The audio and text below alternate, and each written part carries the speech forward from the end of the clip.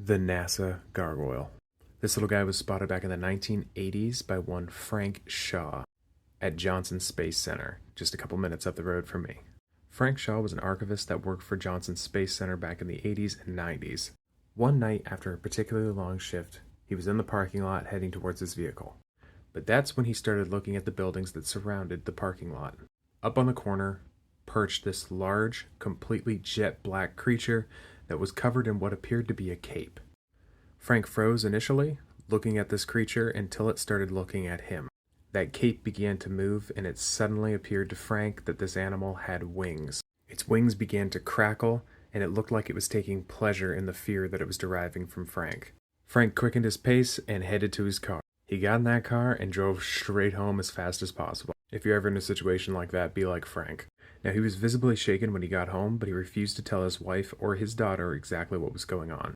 He feared that they would think he was crazy, and he definitely wasn't going to tell his bosses. Even as an archivist, he did have security clearance, and he was really worried he was going to lose that security clearance if they thought he was cuckoo for Cocoa Puffs. However, after weeks of Frank's strange behavior, he finally broke down and told his family. His wife begged him to tell his superiors, however, Frank held that he was not going to do that.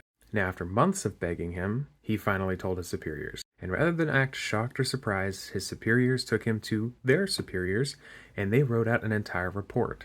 Turns out, Frank's experience was one in a laundry list of experiences. And this Houston gargoyle, or NASA gargoyle, was actually believed to be the culprit behind the 2 killings of the base's German shepherds. They were as mysterious as they were violent. Nobody knows what exactly happened to the 2 dogs. Frank's daughter would later recount in an interview with Nick Redfern, a cryptozoologist, that her father got real popular real quick and had countless visits from people in black suits. A lot of people think that Desiree, Frank's daughter, was seeing these guys. Well, not Tommy Lee Jones and Will Smith, but the Men in Black, a top secret group of men that go around and silence people who have seen strange and mysterious animals or aliens. What do you guys think? Do you guys think that Frank was just dreaming this up? Was an experiment from NASA gone horribly wrong? Was it something that we finally made contact with and were not able to control? Was it something that they summoned? Let me know down in the comments below, and I'll see you guys in the next one. Bye.